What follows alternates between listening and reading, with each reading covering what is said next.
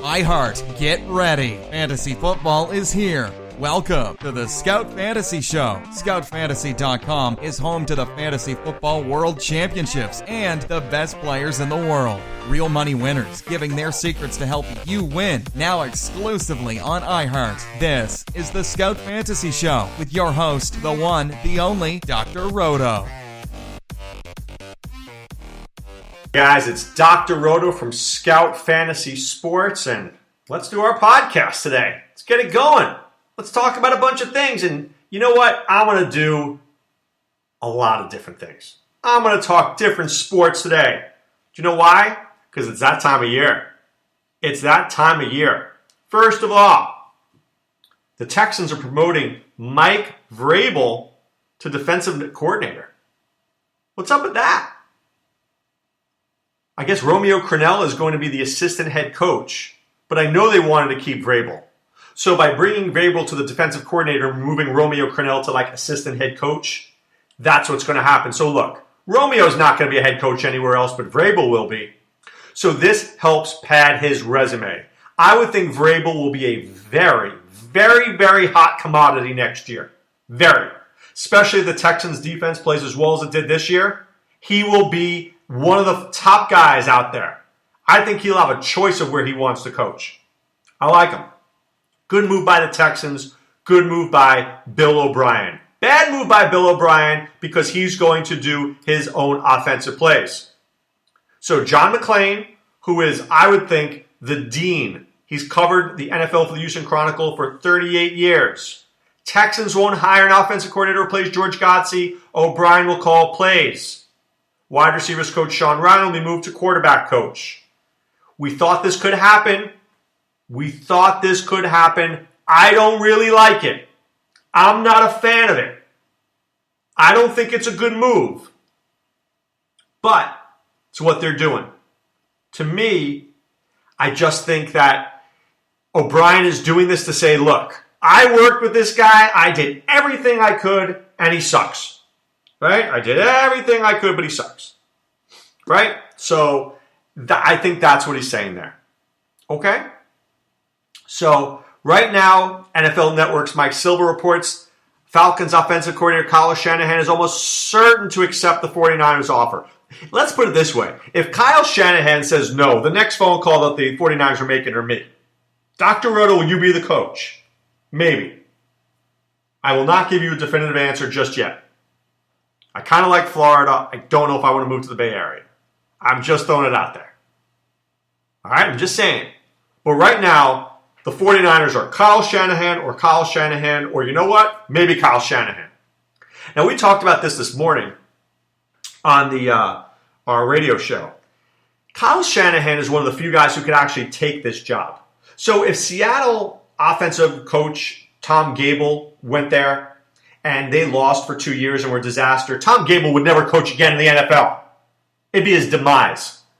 So he can't take that kind of job. He goes to the 49ers, it's over. Boom, poof, God, career done. It's a career ender. But if Shanahan goes there, and let's say he sucks for 3 years, he's still Shanahan. That name is very powerful in the NFL.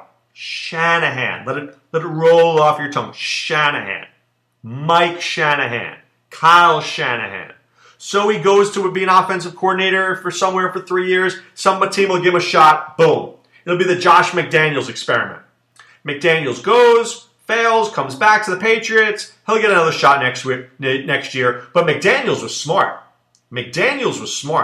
He knew not to take the 49ers job because you don't get a third chance in the NFL. You can get a second chance, but you don't get a third chance so quickly. And I think he knew that. Smart. We got good advising there. All right, Ladarius Green right now looks like he's not going to play against the Patriots. I think this is huge. Okay? So, the Patriots are going to go all in on stopping Le'Veon Bell. 100%. Next, Antonio Brown is going to get covered, probably by Malcolm Butler, and then they're going to get the safety to roll coverage over. Got to double cover him. Then, this should allow Jesse James to roam the middle of the field. So if any Steeler is going to be important, should be Jesse James. Outside of course, Ben, Brown, and Bell. The three Bs. James. Double J. Jesse James. He will be important. Right? So he starts. He's a great play on DraftKings. Great play on FanDuel. And I think he's a 6 for 75 kind of guy. 13 points on DK. And maybe about 10 points on FanDuel. So there you have it. The Jets look like the talk is that they may cut Brandon Marshall this season. Well, he's in the final year of his contract. He's playing on a losing team. The guy's turning 33, and he's due a lot of money. So you know what? Adios. Brandon Marshall needs to go to a winner. Sign him to a one-year deal to a team that thinks they have a chance to make the playoffs, and let Brandon Marshall go and play well. He'll be successful. He'll be successful. How about, would you like to see Brandon Marshall in Houston? I might. I know as long as Brock Osweiler's not there, but I'd love to see him with Hopkins. Because Will Fuller, I don't know. Not thinking that's going to be the guy. All right, another piece of news here in the NFL. Browns look likely to pursue Tyrod Taylor, and that would be a great, great get for the Browns. A great get for the Browns. I love it. I don't like it. I love it. I love that for the Browns. Look, they tried to go with RG3, did they not? RG3 is a rollout type of quarterback. He's a mobile quarterback. He's not very good anymore. He was good, not anymore. Tyrod Taylor is pretty good. I think he's a great fit. And I think that he hasn't really been taught. Give him to Hugh Jackson. I think Hugh Jackson will make him a really good player. And with Isaiah Crowell and Duke Johnson, Terrell Pryor, Corey Coleman, Gary Barnidge, me likey. I like where we're going on that. I like where we're going with that. Makes sense to me. A lot of sense. All right, there's a couple of people in Texas who are thinking that the Dallas Cowboys will have to release Tony Romo. Why? Because he's got a big cap hit. So if we cut him, they can spread their cap hit over the 2 years and clear $14 million in 2017. If you do that, you know what you put that money into? Your defense. You put that money into your defense, it gives you 2 players. So minus Tony Romo plus 2 players on defense. Makes sense to me, doesn't it? Makes a whole lot of sense to me. All right, that's our NFL news. Let's get to a little Major League Baseball news. First of all, the A's signed Trevor Plouffe to a 1-year, $5.25 million contract. I'm okay with that, but let's see how that shakes out.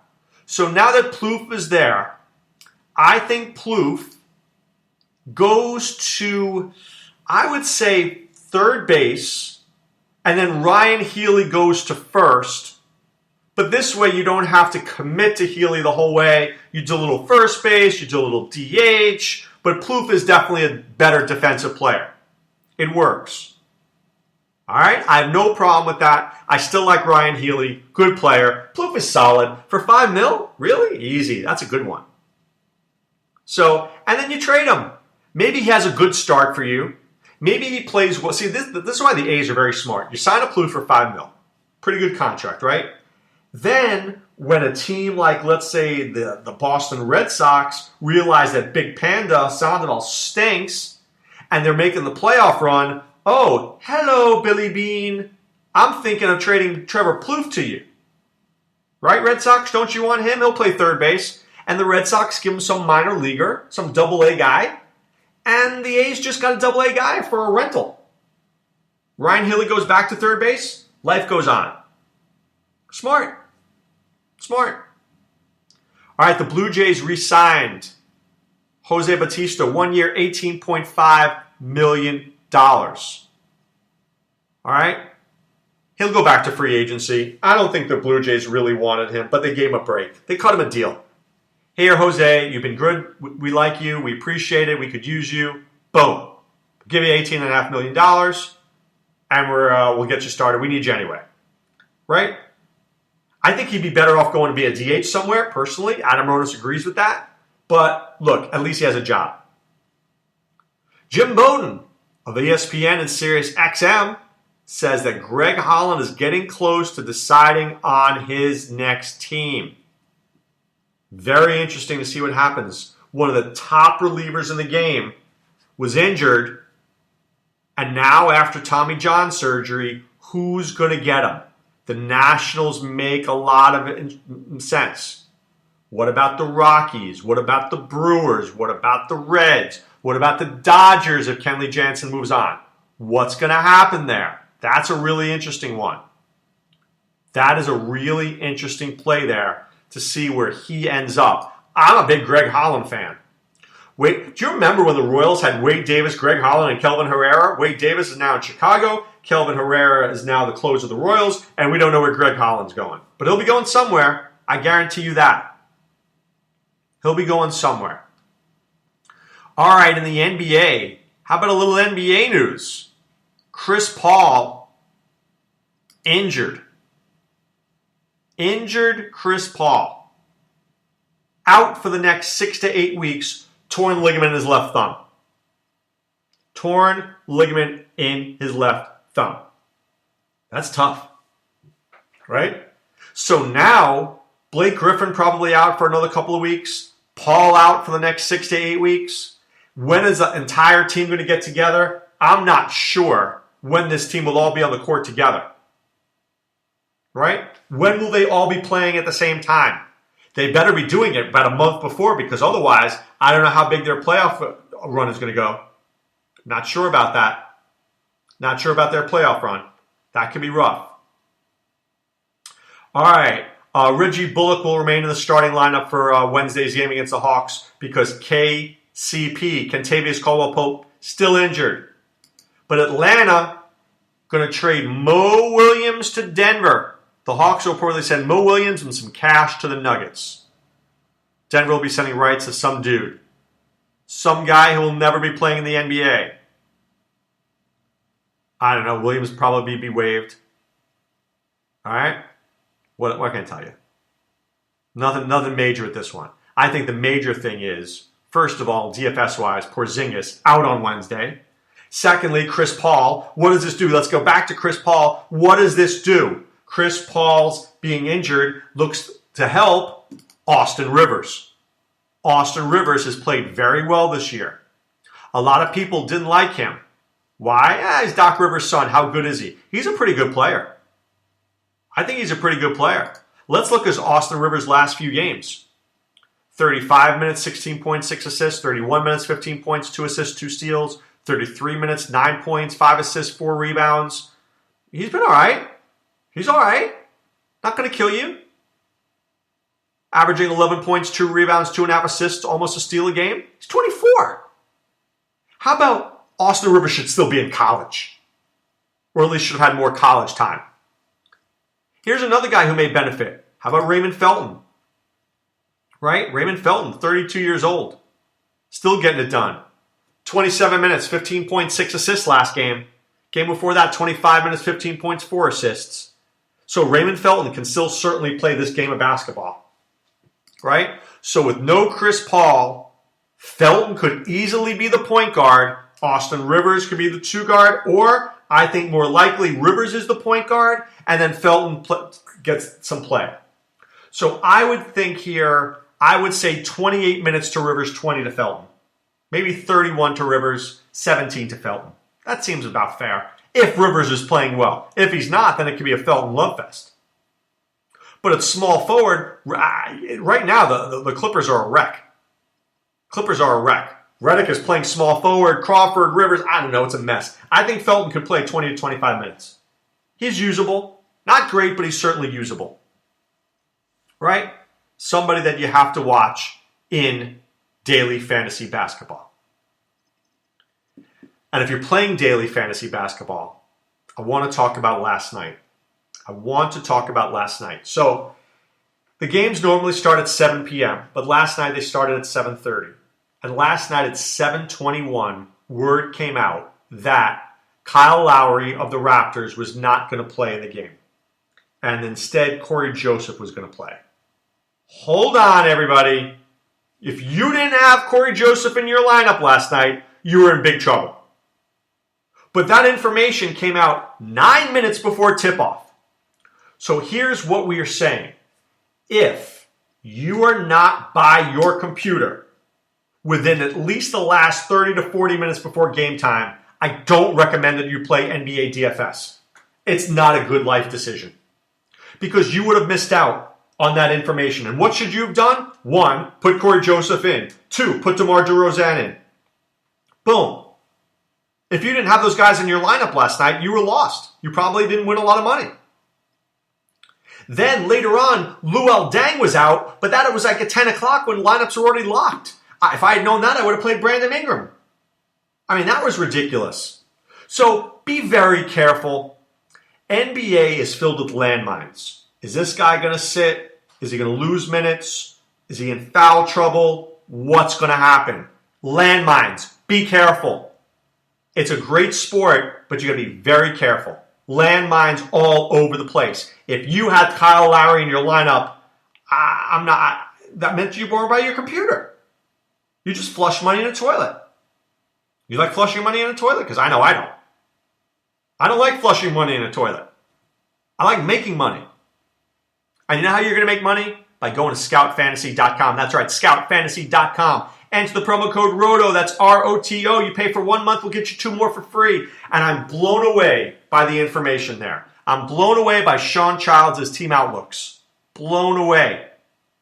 I'm blown away by our optimizer, which is free for right now. I'm blown away by the scout scores. I'm blown away by the message boards and the community. So please, I beg you, check out what we're doing at scoutfantasy.com. All right, once again, the promo code ROTO, that's ROTO, pay for 1 month, get you 2 more for free. All right, right now, though, it's time to put away the insurance cards, put away the copay. The office is closed, my friends. All right, we did a little bit of news today. And remember, PGA DFS, 11:30, it closes tomorrow, so get your lineups in. I know I'll be working on my lineups all afternoon. I love PGA. I do. Career Builder Challenge. Patrick Reed looked pretty good there. I might be fading Bill Haas. I'm just saying. I know he's a good player, but when Bill Haas is the best player, I'm not loving it. Watch, now he'll win and everybody go, Dr. Roto, what do you know about golf? I know a lot about golf. Just wish I won more at golf. All right, guys, wishing you a great day. Be well. Take care. Thanks for listening to the Scout Fantasy Show. There's never been a better time to join the Scout Army. Visit scoutfantasy.com. Use the promo ROTO for 2 months free. And don't forget, fantasy players, please thumbs up the podcast on the iHeart app. See you next time. Go Scouts!